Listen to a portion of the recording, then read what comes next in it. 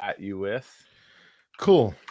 Is there a Let's link see. to share with anybody else? Are we live? I think we are live right now. This is All right, this- fantastic. Is this a thing? Are we live? I couldn't tell you, man.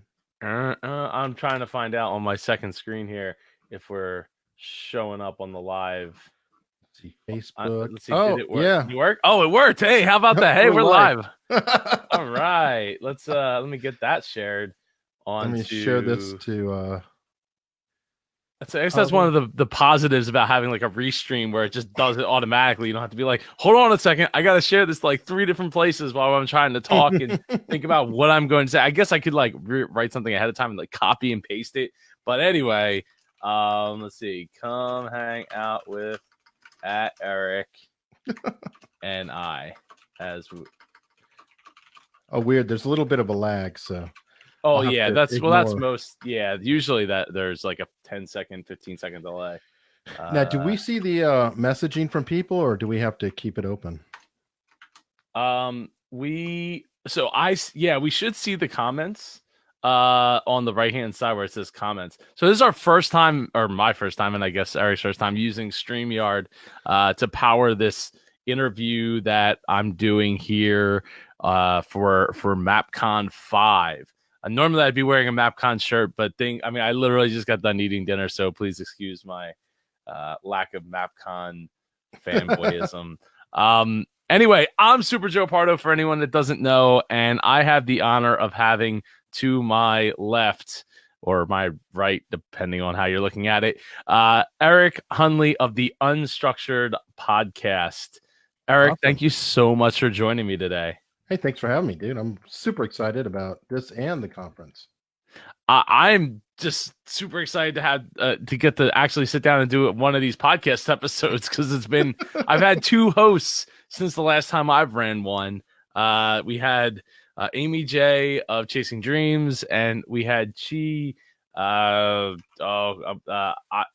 always blinking on his last name. Odogwu. I'm not sure how to say it. Yeah, something like that. I apologize, Chi. I don't recall asking you how to pronounce your last name for it, like in the last few years, so I apologize for that. But both did a great job, and I'm just happy to be able to jump back in and take over the hosting responsibilities for this show that I started like 3 years ago. Anyway, Eric, why don't we get started by pulling up the questions first, because I don't. What happened to my file? There it is. Okay, cool. Why don't we get started by starting with the first question? What can listeners expect from the Unstructured podcast? Because the Unstructured podcast, to me, I've been on the show. It's a great show. You're a great host. But what draws me in about the show is the logo. I love your logo. It just oozes fanciness. But what can listeners generally expect on what do you think they should expect? Well, outside the fanciness, hopefully original interviews that, even though you may have heard some of the guests before, you haven't heard them asked the same questions in the same manner. That's kind of been my tete d'oeuvre. I don't know what would be the right term for that, but I really try to have an original interview for every episode that I can. And on occasion, I will even do something different or controversial, like you and I are going to be back on together interviewing with Christopher Lockhead tomorrow. Yeah, I feel like I'm a little underprepared for said interview. It'll be fun. It will be fun. It will be fun. I'm looking forward to debating about something you and I, Eric, have talked a ton about, which is podcast bookers and whether or not we as podcasters should be charging guests, specifically guests that are paying somebody else to get them on our show. So that's a hot topic. A lot of people have a lot to say about it. I have a lot to say about it. Absolutely. And it's not perfect. It's messy. It's just like most things in life. True, but that's what makes it good. I kind of feel like it's a subject on the rise, as more and more podcasts come through and you have more and more booking agencies, I mean, you were just talking to me about a booker you were speaking to earlier, and I hadn't even heard of her. And I mean, I know like 6, 7 booking agencies. There's also publicists. It just is such a growing field that I can't help but see a collision ahead. Yeah. Yeah. Well, we've talked extensively about that off air. And I'm not willing to commit to anything just yet. That's for sure. More to come. Yeah, there's definitely more to come. So, Eric, what does podcasting mean to you? Wow. I don't have a deep philosophical thing. I've often said before I was a podcasting fan years before I was a podcaster, but I couldn't really, through imposter syndrome and everything else, find the right subject to do. Thus, the unstructured concept, which is kind of loosely based. I'm a spinoff of Mixed Middle Arts. And have you heard of Thaddeus Russell? No. He's kind of an off-kilter historian, very contrarian. He has a podcast called Unregistered. So I won't say that the name didn't kind of have a slight influence on me as well. He actually has gone through AA, and he likes having really deep, in-depth conversations with people he has on, and often they're contrarian. So I kind of went at it to get with intellectuals or pseudo-intellectuals and to try to talk deeply, and I've sort of branched out from there. Now I'm leaning a bit more into communication in terms of that body language, podcasting, interviewing. I just love the actual subject of interviewing itself. I find that quite fascinating. Yeah, I mean, I know I've done my fair share of interviewing, and I love getting to learn from other people's stories. To me, that's just that's just like awesome, right? Like I don't read a lot of books, but I read a lot of people through getting to interview people and listening to their stories and learning from their stories. Absolutely. Yeah. So what's some of the takeaways that you've had from doing your podcast? Because you've been podcasting for like a year now, right? Yeah, just over a year. March 15th was Congratulations. Well, thank you. Thank you. I'm 100 and I'll be releasing 142. Woo! Coming up. So what are my takeaways? Good Lord. This will sound silly, but my biggest takeaway is probably that everyone's awesome. And I know that sounds really lame, but everything is awesome. Super Joe should understand that. No, everybody really is. If you start digging at them, you'll find, wow, you did what? Or you know who? Or you hang out with what? But we take it for granted because that's just our lives. So if you start just really digging down, you'll find out that, wow, you really think of that in an interesting manner, or you have a very interesting background in whatever you do. Yeah, I would say when doing the Dreamers podcast and still podcasting and getting to interview so many interesting people, like I always thought like, oh, my story is pretty cool, and like, I'm sure people will find it interesting. But then like I interviewed some of these people and I'm like, whoa, like they are doing way cooler things than me. Like it's but it's always that piece that's like, well, I'm not in their shoes. I'm not the one doing what they're doing. So sure. Of course they're going to have those types of experiences because they're doing it every single day. They're living, breathing, eating it, That's the magic of interviewing, right? You get to live vicariously through them. I mean, I've had 5 FBI agents. I don't want to go put myself on the line, but I'll talk to those who did. That is pretty cool. I haven't interviewed any FBI agents. That is a pretty cool job description to have, FBI agent. Yeah, and they're all retired, so they made it through. And what's cool about them too is they're it'd be really cool if you could talk to dead ones. Well, then why would I be talking to you? No. Yeah, right. Exactly. You would have no reason because you'd be like, I could talk to the dead. I would talk to dead FBI agents and have way cool stories that end very tragically. Exactly. I talked to Mark Twain, and hell, I talked to Walt Disney. Yeah. Hey. But no, I like the fact though that they're all different. One of them is a hostage negotiator. Two of them are profilers. Another one is she did financial crimes, and she's actually a major podcaster herself. She does the retired FBI case files. And the last one is Eugene Casey, and he is like an international FBI agent. He interviewed Carlos the Jackal. You and I are both old enough, I think, to remember that name. Carlos the Jackal? Yeah, remember the Bourne Identity? Okay, yeah. The character, the bad guy in that was Carlos the Jackal, based on the real Carlos the Jackal loosely. Okay. And this guy actually interviewed him, but his life is the subject of the TV show Whiskey Cavalier, which is on right now. Yeah. I had heard of that show. That's a fun show. He's a technical consultant on it. So, well, that in itself is pretty cool to have a topic that you're involved with that you get to be a consultant on, and hell yeah!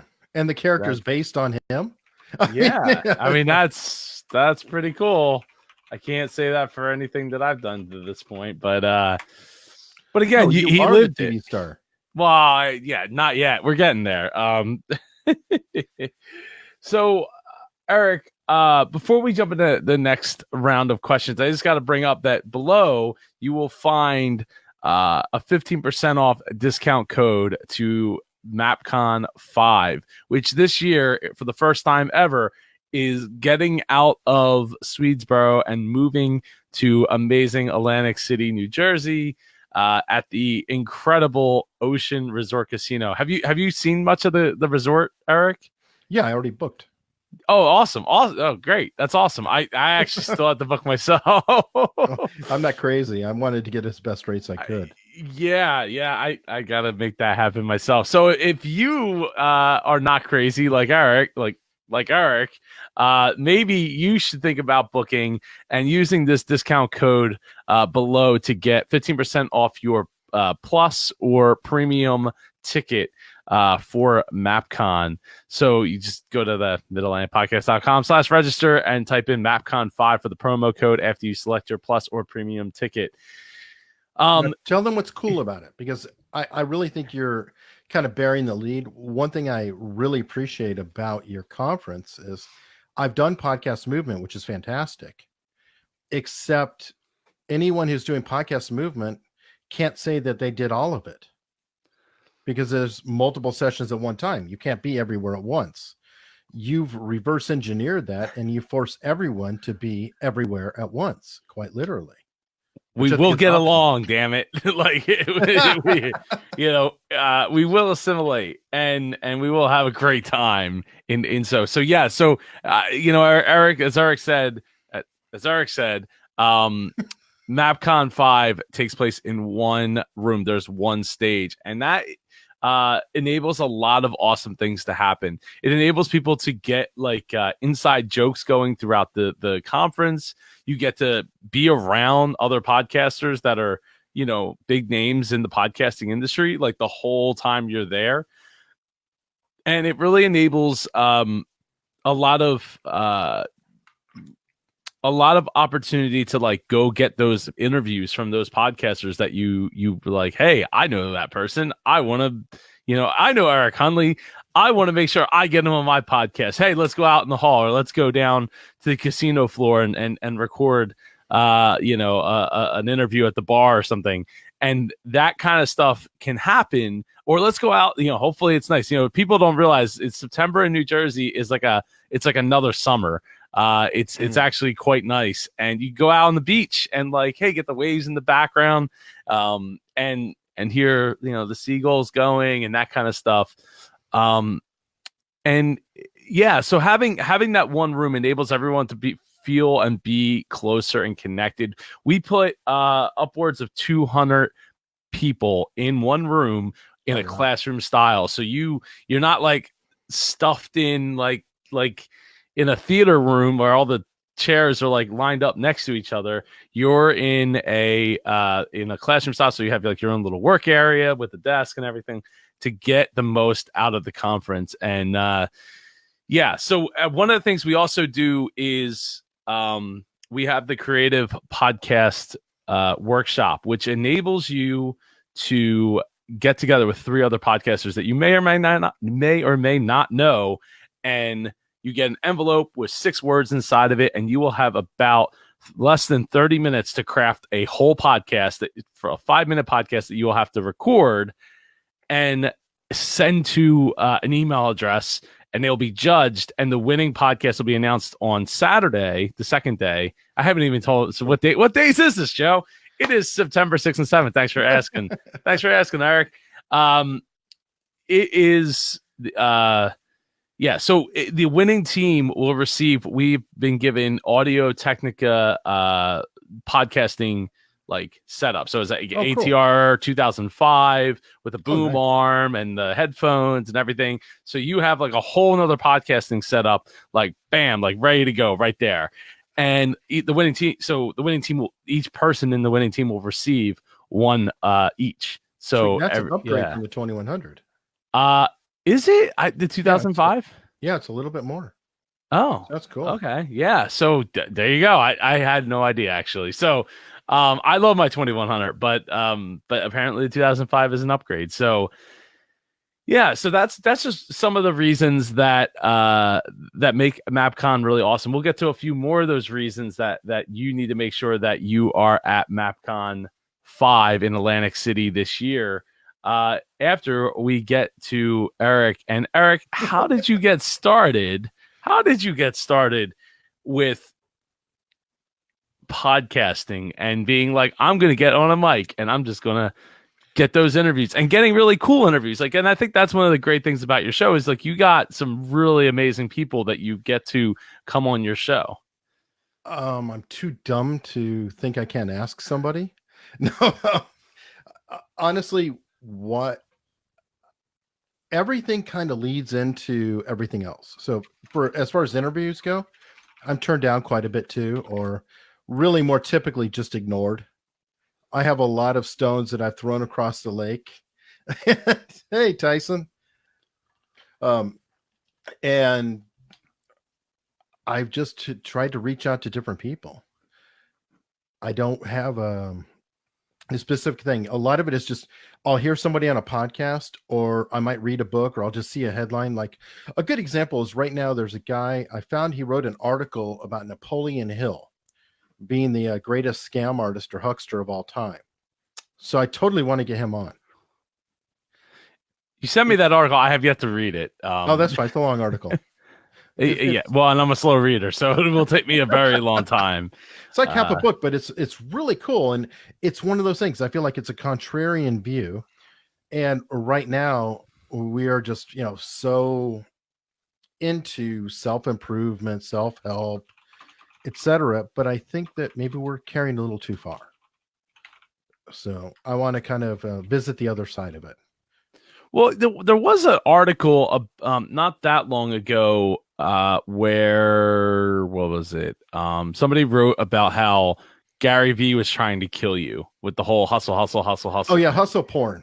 Yeah. You're going to be on an interview tomorrow with me, with Christopher Lockhead, one of the guests I'm really proud to have had on, and he's dubbed it hustle porn. He's very against that. He's a 3 times Silicon Valley CMO, and he's into category creation and niching down, things like that. But he can't stand, as he puts it, the hustle porn stars like Gary Vee or Grant Cardone. The big one he really can't stand is Ty Lopez. And yes, I am dropping names. I don't mind. They won't listen to me anyway. Well, Gary Vee has dialed himself back a little bit because he doesn't want to kill people, apparently. Like, so that's, I'm not a huge fan, but I can get behind the fact that he's willing to walk it back. But it's easy to walk it back when you've already been like, exactly, you've already made it. So it's like you already got known. It doesn't matter at this point. I'm more into the Seth Godin style, which is, about teaching and building a message and taking a long time, things like that. So, Brent Basham is saying, didn't he co-author Niche Down and Play Bigger? I'm not Yes, sure Christopher who. Lochhead did both. Yes. Oh, okay. Fantastic author. I feel like I have heard of maybe both those books. I definitely have not read either of those books, but I definitely feel like one's I've an audiobook, and I cornered him on the second one, which is recorded. Yeah, I don't have time to read anymore either. Well, how would you if you're busy creating content and getting these guests and getting to play bigger, right? It's one of those things that it comes with the territory. So, Eric, what do you love about podcasting? What I love about it, I also hate about it. It's one of those things that, the old joke where there's the good news and the bad news, and it's the same sentence.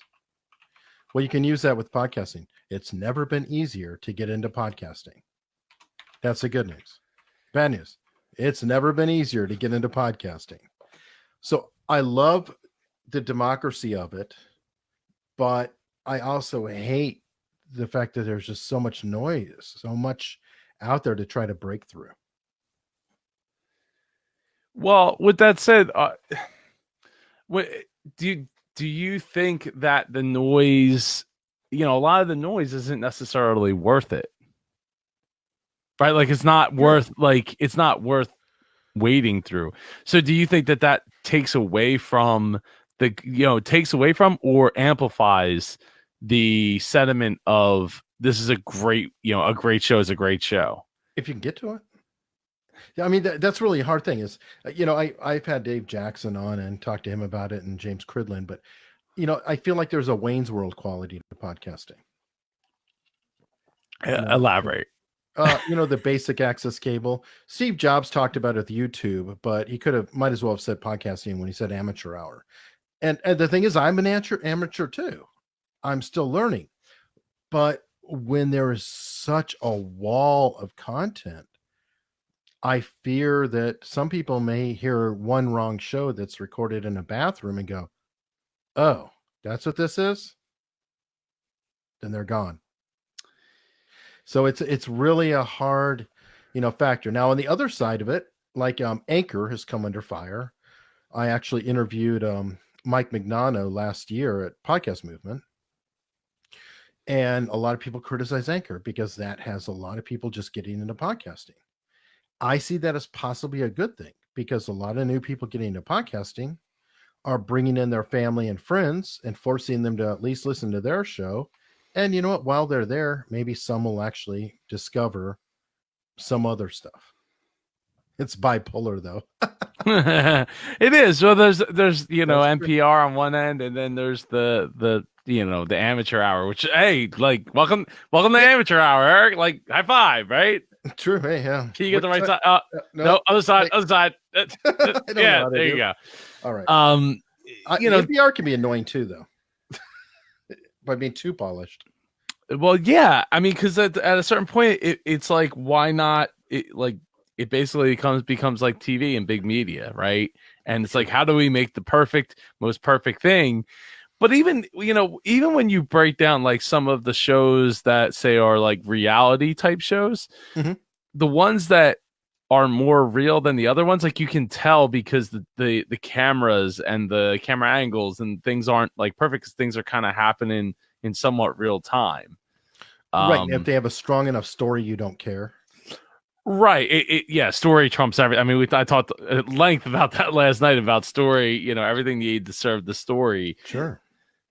And so I think one of the things that I always was worried about was, oh no, like all of these celebrities are getting podcasts. So people are going to come into podcasting like, oh, I'm going to listen to the Paula Deen podcast. A lot of them are the worst, by the way. I criticize a lot of the celebrities from coming in because they don't give a shit.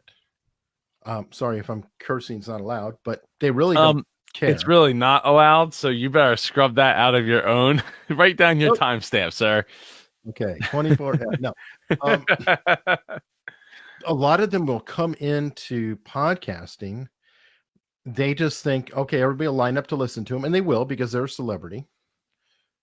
And then people listen to the show, and it's like, ugh, it's really not that good.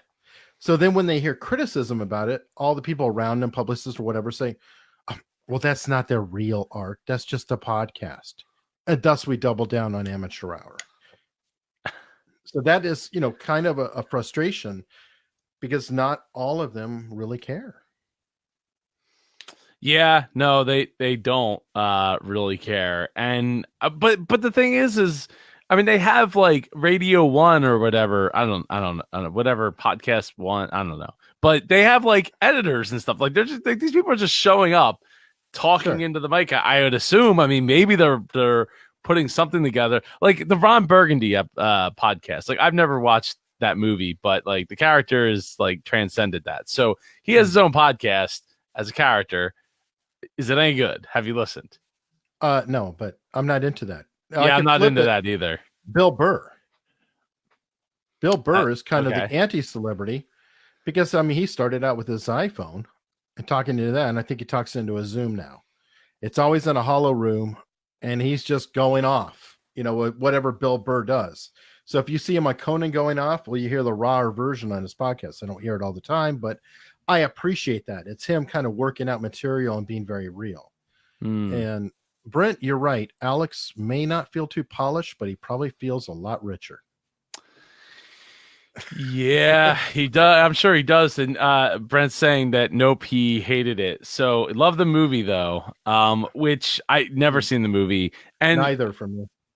I'm just curious if he has writers or if he's just coming in and like, Brent, have you heard Bill impromptuing the cat? No, I haven't. I'm not. The name sounds familiar. I don't know. It looks like Billy Corgan. Well, yeah. Well, okay, bald Irish dude. What do you want? Yeah. I guess so. I mean, well, I'm racing him. So yeah, but my concern was just that people were going to come and like big media was going to take over podcasting, and then we would become the pirate radio of podcasting. Sure. And that could still happen. It could still happen. I think I was a little premature in saying that because I don't think that's necessarily what's happened here just yet. Well, I think that podcasting is closer to its roots of being an audio blog. And major reporters and things like that have started their blogs, but that didn't knock off the amateurs. That's a good point. That's a very good point. Yeah, I mean, well, there's always room there's a butt for every seat, right? Yeah. And speaking of butts for every seat, there is a seat for your butt at MAPCON5 this year in Atlantic City, New Jersey. This is called a professional segue. Thank you. You're welcome. September 6th and 7th, 2019. I will be there. Eric's going to be there, and a host of other podcasters, including one that I have yet to announce. I haven't put her on the website yet, but She might have won an award that like is kind of a big deal. So I'm just going to leave that out as a teaser. Going forward. Oh yeah, there is definitely latency, Brent. This internet is bringing all the latency. So yeah, this year we are moving to Atlantic City, New Jersey. If we have people coming from Australia. Our good friend Dr. T, I'll throw his face back up here because why not? Is going to be in the house. Samantha Riley is going to be in the house. Speaking of Samantha Riley from Australia, I am hosting a private course with Samantha Riley that takes place on Friday morning, September 6th, from 9 a.m. to 12 p.m. and includes a lunch right after that before the conference officially gets underway. Friday, September 6th at 1 p.m. And we will be talking about how you can elevate your podcast and help turn it into your business, like both Samantha has, and I, to maybe a little lesser extent, have myself through MAPCON and through working with people on their podcast. But yeah, so it has been. It's just been, oh yeah, there you go. Yes, he will be. Apparently, he will be in that. So yeah. Yes. All right. How about Dave Freeze? He's coming too, Tyson? Is he? I don't know if he's coming. Tyson, I haven't let me know. him come through. Make it happen, Dr. T. Tell him to get his butt in one of those seats. Yeah. So the private course, like I said, it's 3 hours long. It was a huge success last year. We had like 10 or 12 people in the room, and then we had a private lunch right after the fact, so you don't have to go scramble to get something to eat and then make it back in time for the conference. So it's all included. You get your virtual ticket. You're getting your badge. You're getting your T-shirt. Have you seen the T-shirt, Eric? Yeah, nice. Man. I know. I don't know if there's a way for me to include it on here on screen, but but what I guess I should do is probably, I don't think there's a way for me to do that here. But what I could do is I can get Dr.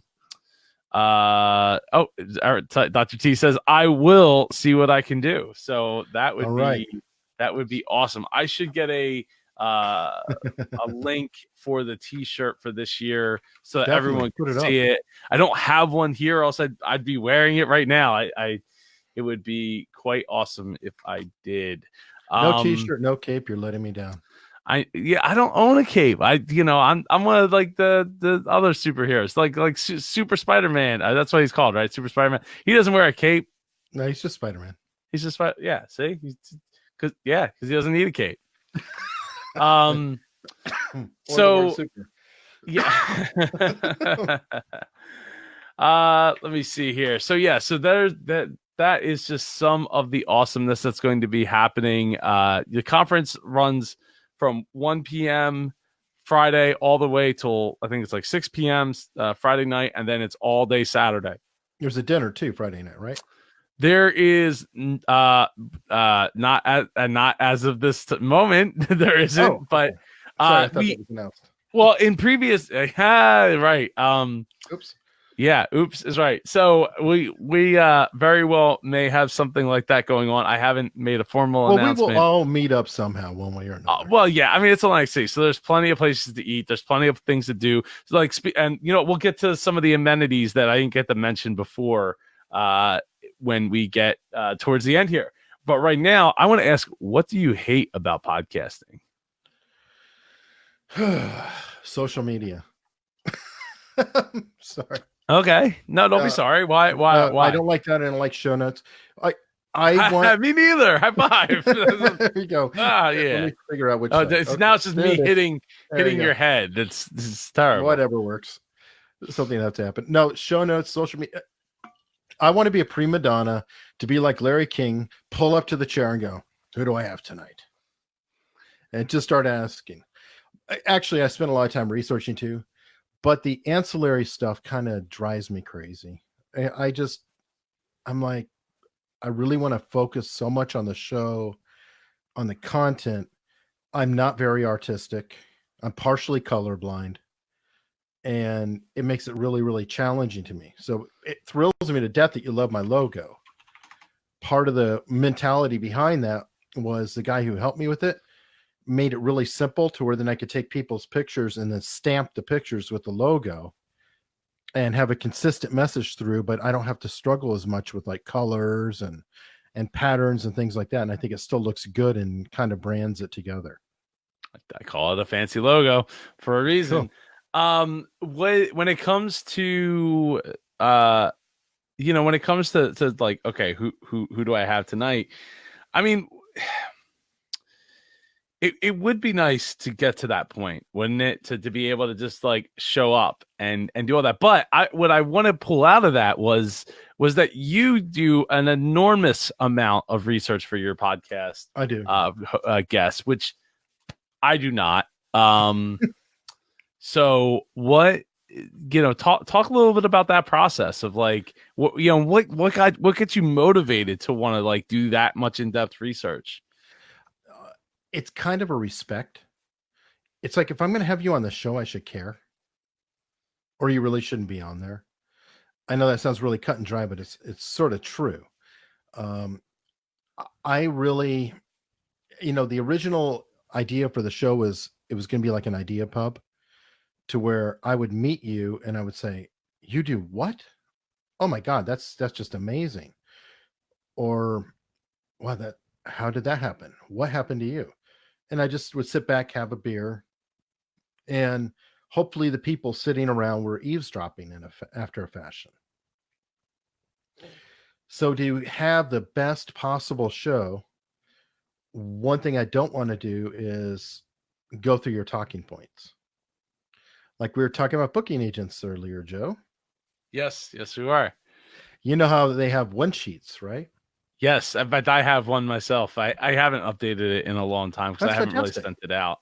I need to have one too, but what I like about the one sheets is it's a handy list of questions that I will never ask. Because I know that every other podcaster, or not every other one, but a majority, let's be honest, will go right through the one sheet, and the guest is prepared for that.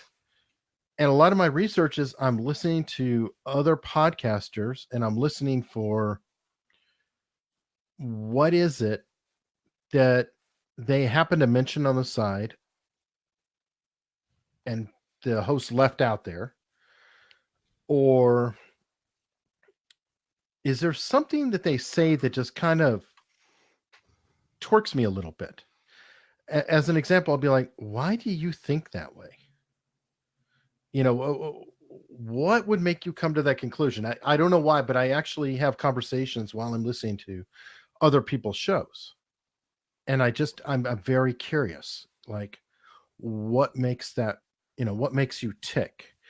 And sometimes I'll find a weird psychological angle or something different. I've talked about James Fallon a lot because he dropped that he was a friend of George Carlin. So I went after that. Nobody else had. He loved that. But I had another person on, Ben Cardall. And he's practically unknown by most of the people here, but he's an amazing guy. He is a mentalist, and he calls himself a deductionist. He's totally addicted to Sherlock Holmes. And he goes through and does crazy things like having friends send tobacco from all around the world, lighting it all on fire inside of a shed, making himself sick, seeing if he can differentiate between the smells of different tobaccos by somebody walking by. So hardcore. He also seems to be a martial artist. He smashes blocks, and I've seen he looks like he's probably a pretty big dude. But while I was talking to him and while I was listening to my other things, I just had this instinct that I could relate to, that he had asthma as a kid that caused him to be separate from everyone else. And then by being separate from everyone else, he started to observe everybody else and pick up patterns. Now I can relate to that. I had a lot of that too, but that's just an example of it.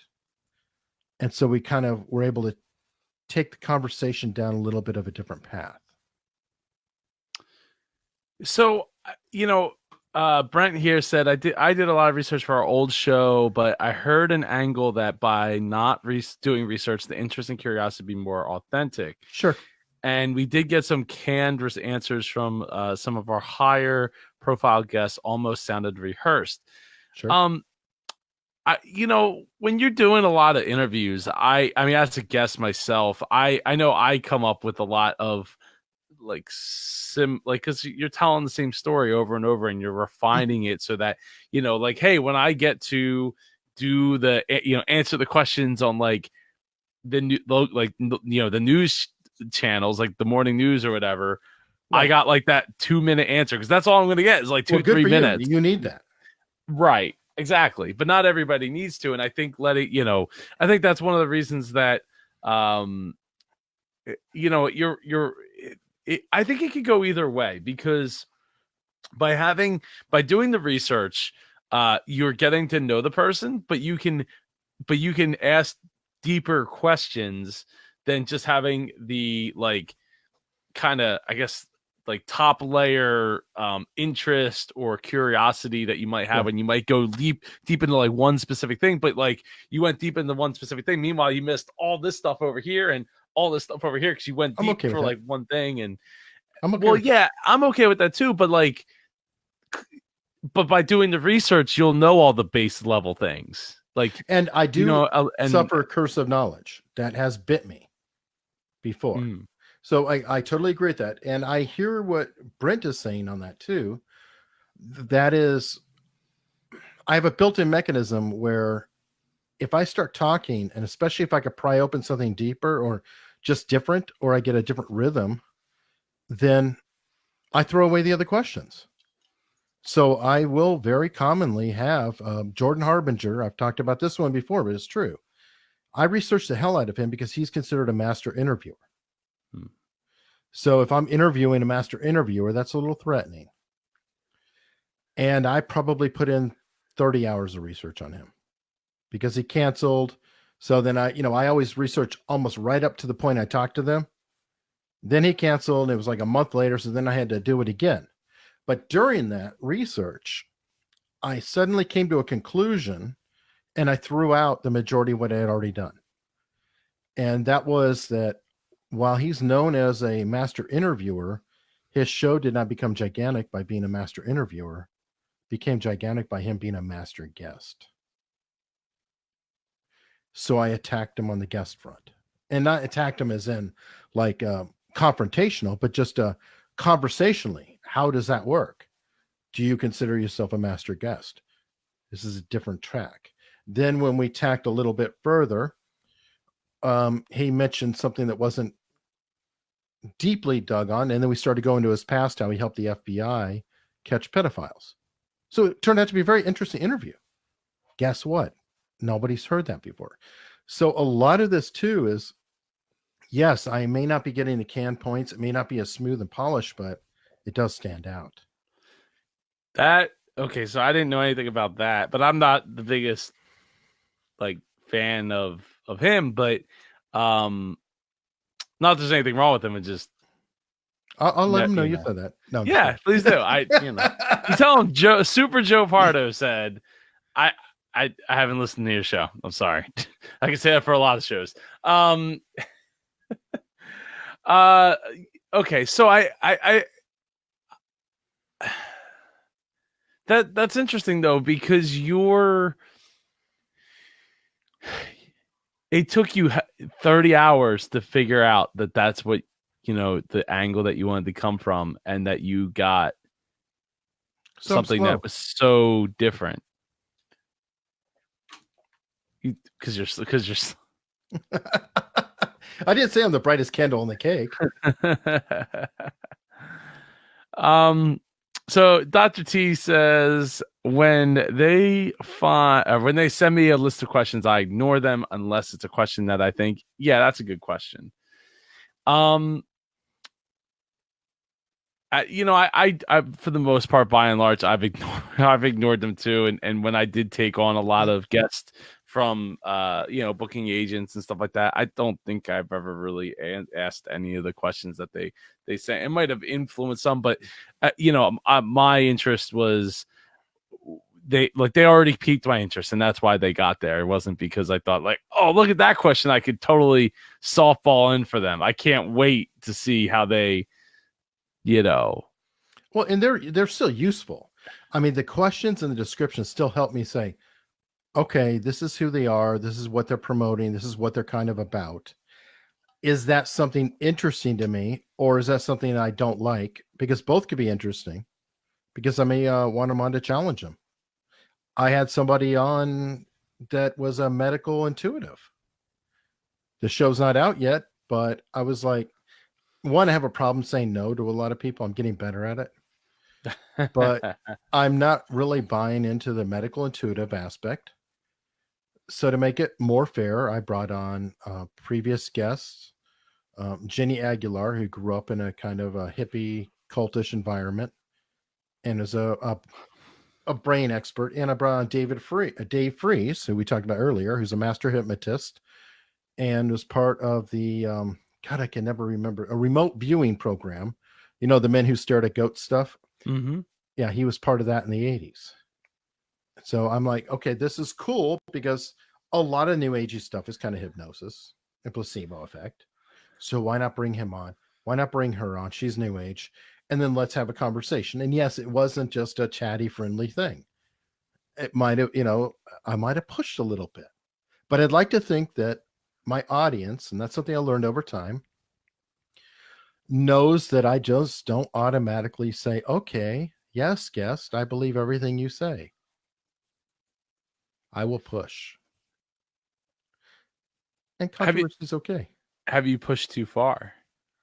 I don't know. Unfortunately, I don't get a ton of emails back. I might get guests annoyed. I don't know. I mean, Well, I'm not saying from your listeners, but from your guests' point of I'm not view. rude. I'm not rude, and I'm not out to hurt anyone. But I'm not just going to nod my head. And I will a lot of times say, I kind of have to push you on that. My very latest guest, Chester Santos, I pushed back on a minor thing. It's not not a big deal, but he was talking about how, unfortunately, the most qualified person doesn't always get the job if they don't get along or they don't have a great personality. And I pushed back saying that's not necessarily a bad thing, because I don't want to work with somebody I can't stand, and nobody else does either. So wouldn't you rather take a player who's not quite as qualified, but they're great to be around? So I do have a contrary nature, but that wasn't necessarily combative with him. It's just here's a counterpoint. Something to consider. I pushed you a couple times. Wait, you did? I did. I don't remember all of it, but I know I pushed a little bit. Yeah, I think. I mean, I remember you going a little deeper into. I don't quite remember, but It wasn't contentious though. no. It's kind of like we're in a pub. Yeah. That's the spirit of it. So, Eric, where do you see your podcast heading in the future? I know I've asked you this off camera in in a little bit of time that we've known each other, but what's the end game here for you? What's the future looking like? Straight to the moon, man. I'm going to be gigantic, be huge. No, actually, that's the goal. That's everybody's goal. We'll see if we get there. Well, first you got to pronounce it huge, or otherwise it's just not worth it. Yeah, I know. Well, I'm not from Philly, New York area. I'm from Arizona and now live in Virginia. I can't say that. But no, I mean, I just, hope people discover it. I hope they enjoy it. And I hope that more people discover it and enjoy it. I think that everyone out there, if they're honest with themselves, will want more people to listen. And everyone out there, they look at their stats. I promise. Do you look at your stats? Absolutely. How often? At least daily. At least. I do too. Do you feel that it makes you feel better or worse? I don't know, because you have to have a different pattern of behavior to compare it. So it's hard to say. I do think that I am less frequently looking at it than I did, or them than I did, but I don't know. I mean, it depends on the day, because if it's going well, ooh, that's doing really well. Ooh, look at that. Somebody discovered that. Ooh, somebody just downloaded the back catalog. That's cool. Now, unfortunately, the stats aren't as clear as they were. It used to be really neat, because I'd be like, what the hell? Somebody in Denmark just discovered the show. And that would always kind of thrill me. Somebody across the world that I'd never seen. Wow, that's amazing. I'm sure you have that too, right? Yeah.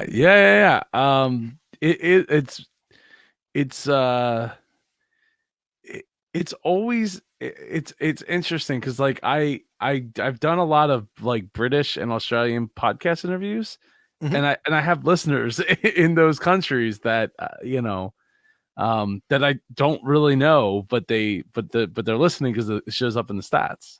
It's crazy. Yeah, and I have Slovakia and Denmark and obviously Australia, etc. But it's just really cool. I don't have Libsyn, Brent. No, I don't have Libsyn either. I use Blueberry. Who are you using? Podbean. Podbean. Okay. They've been really good with me too. I want to put that out there because they're excellent about really getting behind the independent podcaster, I feel. Let me see. Not so much with a bad episode. On that note, Brent, what's funny is I found that I'll be excited about an episode, and then I'm like, oh, this is going to be awesome. And then the numbers aren't super great. And then another episode that I've been kind of worried about and I almost sat on for a few weeks, and that does really well. Have you had that?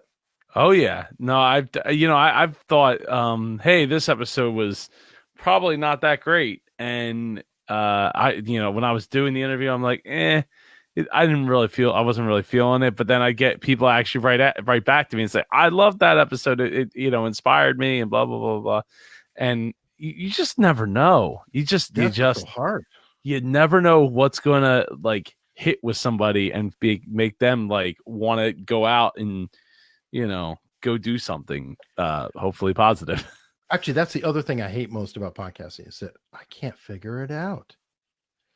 That's a perfect example. First off, you speak into this end of the mic. You don't speak in this end of the mic. Oh God, thank you. Finally. You're welcome. I'm glad I can clear that up for you. It's been fun. All right, we can shut it down now. No, I cannot figure it out. You expect one show to do really well. It doesn't do that great, or it doesn't do what is expected. You get another show and you're kind of like, and that does really well. Sometimes in the editing, I'll hear a show go, oh, okay, well, I wasn't as bad as I thought. Or, oh, I was really excited about that show and I really could have done better with that. So there's that. It's kind of a flip. I don't know. None of it makes sense. I don't really know either. And I would love to if the Dave Jackson was here, he would probably be able to shed some more light, though. I imagine he would probably say something very similar even after like 13, 14 years of podcasting. Like he'd say the same thing. You just don't know what's gonna hit with audience and what's not gonna hit with audience. So you just do the best you can and hope for the best. Yeah, it's hard to grow it though when you're like, oh, I'm going to do this and this, and oh, that's going to go over well, and it's like, not so much. Well, and that's sometimes like with the let's make a viral video. Like you don't know what's going to end up being viral. Like some of the dumbest things ever go viral. Some of the things that like you would think wouldn't go viral, and then it does. So you just never know. It's really hard to predict that kind of stuff, and yeah. So I think stat checking. Like I check my stats probably about once a day. Generally, I just sneeze. Well, let it out, man. Don't hold back. I'm not. It just stopped. Oh, excuse me.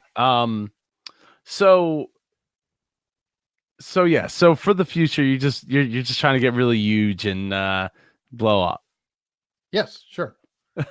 Better guests, more people listening, more audience feedback, and really to keep working on my own chops. I think that's one of friends seriously leaving this time. He says there's a book called Hitmakers. It's a cool book about virality. Viagra. All right, cool. Thanks, Brent. Appreciate that. I'm glad he's sticking around. Hitmakers. Is it on audio? That'll tell you if I'll read it. No. So some fancy reading you do with your ears there. That's right. Oh, they got it. Derek Thompson. I hope that's right. Probably. It is. I'm sure it's gonna say it. Yes, it's right. Yeah. So let's see. Yes, sir. Before I wrap up here with you, Mr. Super Eric Hunley, do you have any last thoughts about your podcast or anything that you would like, to share, like funny happenings or any upcoming things that you'd like to share? I could share a motivational thing or something for people to consider. especially with MAPCON, you'll have people going there who probably have not started their podcast yet, but they're thinking about it. Don't wait. Took me 10 years. I'd be a lot farther along if I had 10 years of episodes. Yeah, Jordan Harbinger's been around for 12 years. Now, I'd like to think that I've matured or I've been a different person in that time, and that's maybe a different host than I would have been. But the point is, don't wait. And honestly, you're going to suck for a little while. That's fine. Get used to it. Because you'll suck a little bit less. Sometimes you can't actually get good at something until you're doing that something. I'm also a runner. I've trained for some marathons. Woo! It's a very similar thing. It's a long slog. Your average marathon is not 26.2 miles, but rather 1,000 plus. Because it's a lot of miles running through the whole season to get there. And then the race is never actually 26.2, and the walk up to the start line is never 26.2. Well, and then they hide the finish on you. You're like, it's right over there, right? It's not. Son of a, did they move this son of a bit? Because they like to have it where you circle around a few blocks and between two buildings and then through a chute and then down a lane and then across another building. You're like, son of a bitch. I just want to get to the end. I just want this to be over with. How do we get this to be over? Yeah, the 0.2 can be a nightmare. Yeah. I've done that a few times. Blame the queen. Eric, so what are you going to be speaking about at MAPCON5 this year? About researching guests. Imagine that. You are the perfect person to do that. Yeah, it's almost the marathon analogy all over again. The race itself is the shortest piece of it. The interviews themselves are the shortest piece of my podcast. The majority of time is researching and thinking. And how often, just for people that are curious, how often do you release your podcast? With 30 hours of of research to get one. That's an exception. Most of them are 6 to 10. That's still insane. Now with you, Joe, I confess I only did about 4. There wasn't that much on me, so it didn't matter. Well, I listened to you with Tyson, listened to some of your shows, and kind of went with that, and knew I could talk shop with you.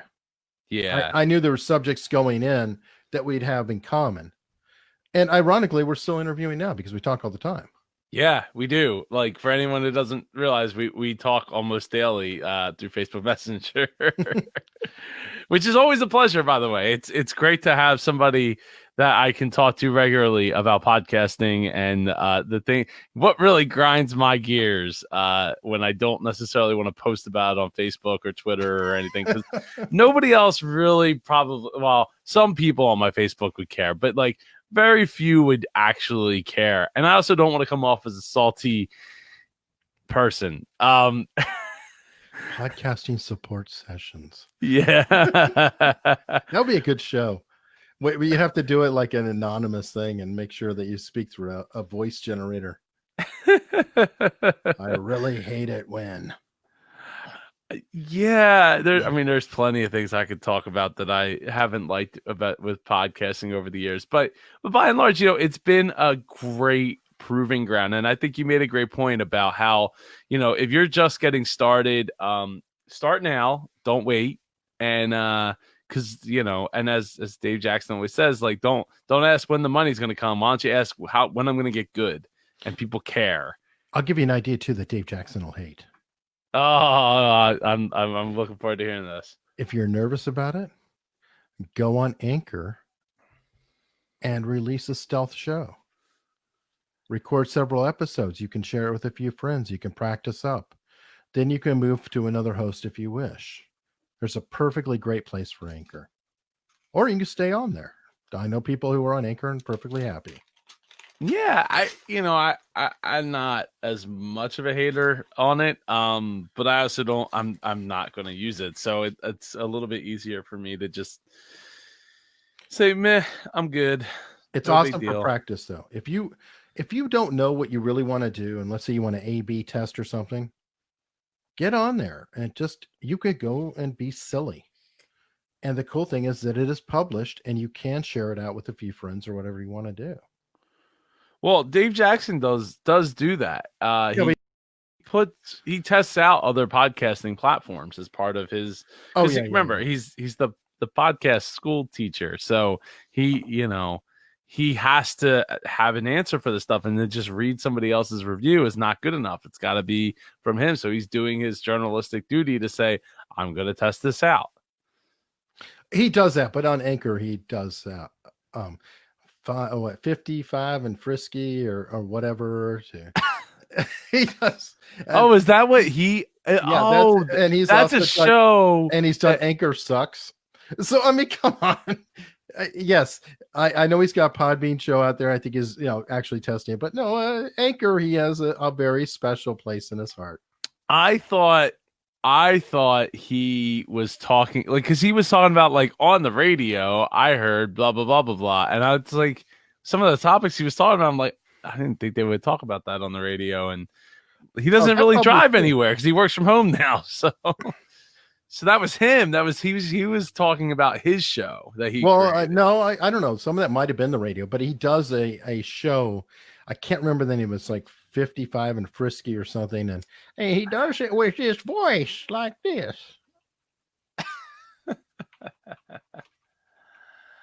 I did not realize that. That is awesome. But that's Dave, and that's why he's the Dave Jackson, doing the Dave Jackson kind of things. You're Super Joe. He's the Dave. He is the Dave Jackson. That came from MAPCON back in 2 years ago, I think it was, or 3 years ago. Him being the Dave Jackson was in the room. And okay, so speaking of MAPCON, 3 years ago. 3 years ago, it wasn't in Atlantic City. This year, it's in Atlantic City. And right now, we're giving a 15% discount off your MAPCON5 Premium or Plus ticket with promo code MAPCON5. Go to midatlanticpodcast.com/register to get your tickets today. Don't wait. The price will be going up on not May 1st. What's the next month? June 1st. The price will be going up. Now, I teased earlier, Eric, about a person that's coming to speak at MAPCON that won an award. That's kind of a big deal. Yeah. That I don't want to say the name just yet because I haven't put her up on the website, but she is a Emmy award winning journalist that is coming to speak at MAPCON. Yes. Yeah. Super pumped to have her come all the way to Atlantic City to speak. And I will be putting her out there on the MAPCON website. Well, it's getting kind of late at this point, but she is coming from DC, and she has been on TV in several markets in the Northeast, and is an Emmy award-winning journalist. So you're going. I'm hoping it's Cheryl Atkinson, but I'm sure it's not. Nope. No. If it was, I would say yes, but it is not. But cool. Yeah, she's pretty awesome. We had a great conversation a little while ago, and she agreed to come on board. She is not a podcaster, but she does help. Yeah.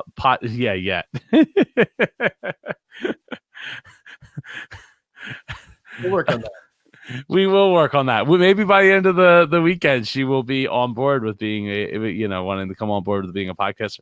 She helps. She's a coach now, helping entrepreneurs and business owners craft their story and basically be better guests, whether that's on podcasts or on not like national TV.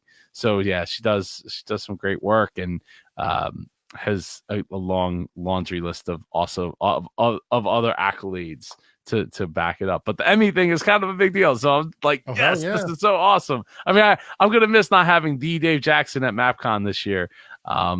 It's quite disappointing, but the Harry Duran.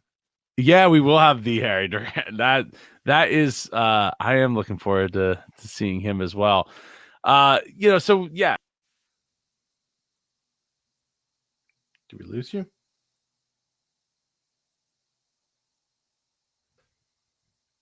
So with MapCon, you will. I think we lost you there. I did. You did. Uh-uh. I hit some key on my keyboard and it dropped. It went backwards. I don't know which key that was, but with MapCon, you will have you will get your ticket. You will get your badge. You will get your T-shirt if you get a plus ticket, plus the virtual ticket, so you get all the recordings available, to you. And if you get a premium ticket, you will get yourself into the Elevate Your Podcast course hosted by myself and with Samantha Riley from all the way from Australia, coming in to help you elevate your podcast, elevate your podcast to being a business, if that's what you're looking to accomplish. And and book now so you can get a room. Yeah, are Nice you place. telling me? Because I still need to, like, I legit need to do this. Yeah, I haven't done it yet. So yeah, you might want to book your room. You can go to midatlanticpodcast.com/hotel and it should take you right to the booking page. There's actually a Thursday night room rate as well now. I haven't announced that until just now, but yeah, there's a Thursday night all the way to Sunday. Now you tell me. I already booked through. Well, you could update your thing. It's only like $110 or something for Thursday night, $105, something like that. Saturday is like $290. Yeah, I know. But if it averages out, if you stay for like a bunch of days, they actually show you it's like, oh, it's $190 a night if you book 4 nights. Like, thanks, guys. But you have to remember, like, that one of the downsides to it being that specific weekend is MapCon is running the same weekend as the Miss America pageant, which also coincidentally takes place in Atlantic City. So that's one of the things. That's why, even though it's after Labor Day weekend, I'm sorry. Yeah, I was gonna say, at least it's not Labor Day. Right. Yeah. So, and honestly, I think, and I haven't figured it all out yet, but full transparency, I will probably be bumping the date of MapCon back into a little bit later in September for the next year. This year, because there's a lot of parents that have issues with their kids going back to school, and it's this, like, MapCon's like the same that weekend where people are going back to school and stuff. So, and if we plan on keeping it in Atlantic City, I haven't decided yet. If we plan on keeping it there, I'd rather not be the same weekend as the Miss America pageant and get like cheaper rates. So speaking of rates, other amenities that include, like, they have a Wahlburgers there right in the hotel. If you're familiar with the Wahlburgers and you look like you're not familiar. Okay, cool. I don't know. So there's actually like a TV show. They have like their own reality show. Apparently, it's Mark Wahlberg's brother. Oh, Wahlberg, like the person. Okay. Yeah, but it's Wahlburger. Like, how funny. Like right. And what do they have? They have the world's largest indoor Topgolf suite, where it's all indoor, like virtual, like Topgolf. Which actually is pretty cool. It has like a base, like there's lots of different games to play on the screens. It's not just golfing. Well, I will say my wife already found out that they have a spa and she's booked. Oh, that is wonderful. Like, go do your thing. I'm in the spa all day. Yeah, right. And if you have kids, there's literally like right next to where we are is a whole pier of rides. But if you want to get the full, like, steel pier, right? Steel pier, where they used to have a horse jump off of a diving board and into like a tank of water. Oh boy, that would go. That was a long time. Yeah, that's not happening anymore. But at one point in time, it was a thing, and it happened there. So you could be a part of history and see where it happened. You could also, see all the other abandoned old Trump buildings that are. Well, there's only one. I think one or two. There's one now. One abandoned one. It will be huge and empty. But if you do have your family coming down, I would strongly suggest going 2 cities over 2 or 3 cities over to Ocean City, New Jersey, where they have they have 2 sets of ride like places, and it's routinely one of the top 10 family destinations in America. Versus So Ocean City, Maryland. It's way better than Ocean City, Maryland. Oh, okay. Yeah, I mean, Ocean City, Maryland's has its appeal, but Ocean City, New Jersey, like the boardwalk there is just, it's awesome. I grew up going there. My kids love it there. In fact, every night I ask Ava, "What are you going to dream about tonight?" And her answer every single night is rides on the boardwalk. And this is a kid that's been to both Disneyland and Disney World not that long ago, and still dreaming about rides on the boardwalk. Hey, So, it's cool having a local thing. We have Busch Gardens here. oh yeah, that's true. In fact, I think I might be going to Busch Gardens in August. I think for like 2 days on the way down to Myrtle Beach. I think we're going. I don't know. Yeah, if that's because I'll have to let you know. Yeah, Williamsburg. So yeah, I will have to let you know. Oh, awesome! There we go. Yeah, there we go. I don't know all the specifics. That's up to my wife. But yeah. So if you have a family and you bring them down, you got to go check out Ocean City, New Jersey. It's awesome. It's a wonder. Like tons of mini golf, tons of like arcade games, tons of food that you wonder why like everybody works to get their summer body in shape. And then they go to the boardwalk and eat pizza and fried Oreos and all this other stuff. But it tastes great and it's awesome and you got to go. So, yeah, those are some of the other reasons to come to MAPCON if podcasting. Headshots. That's a big one for me. I forgot about headshots. Yeah, so Jeanette Pelly, and that's actually on my list here. Yeah, I'm so sorry. I forgot about that. Yeah, so if you don't have a headshot, and you come to MAPCON, you're leaving with a headshot. Oh, look, getting them headshots in. Jeanette Pellegrini of JeanettePphotography.com. Hey, that alone is worth the ticket price. Seriously. Has been doing incredible headshots for us since MAPCON number 1. She came along. Here we go. I'll drop in the... It's posting. There we go.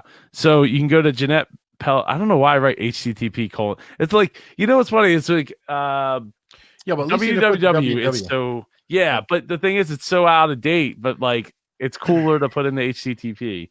Well, even though it's longer. Yeah, it's a weird. I don't know. Anyway, you should go check out her work down there. That's just that. I'm not sure if she has another site where she has like killer photos. I forget what the other one is. It might be Jeanette Pellegrini. Either way, I'm stoked.